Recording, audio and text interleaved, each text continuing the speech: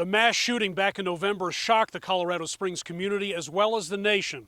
As part of his plea, Anderson Aldridge admitted that because Club Q was an LGBTQ bar, it partly motivated him to commit the attack. People lined up Monday morning for Anderson Aldridge's arraignment in El Paso County District Court. As you might imagine, interest in this case has been high here in Colorado Springs. The 23-year-old was originally charged with more than 300 counts in connection with the massacre. Video surveillance footage played in court showed the suspect in full body armor opening fire inside Club Q on November 19th using what authorities called an AR-15 style rifle.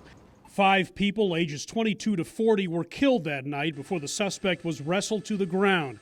Prosecutors brought hate crime charges against Aldridge, arguing that he targeted Club Q in part because it was an LGBTQ space. They said he ran a neo-Nazi website, used gay and racial slurs while online, and once aimed a rifle scope at a gay pride parade.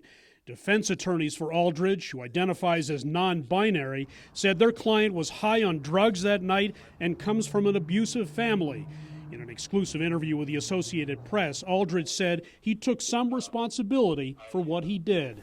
People are going to have to live with injuries that can't be repaired. It's so hard to comprehend that it did happen because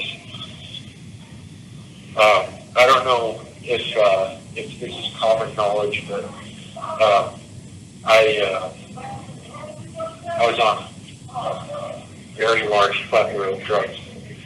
I had been up for days. Now, in court on Monday, Aldridge pleaded guilty to 5 counts of first-degree murder and 46 counts of attempted first-degree murder.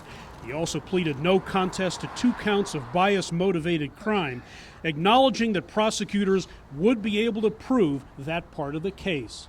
This thing sitting in this courtroom is not a human, it is a monster, said a woman whose daughter's boyfriend died that night.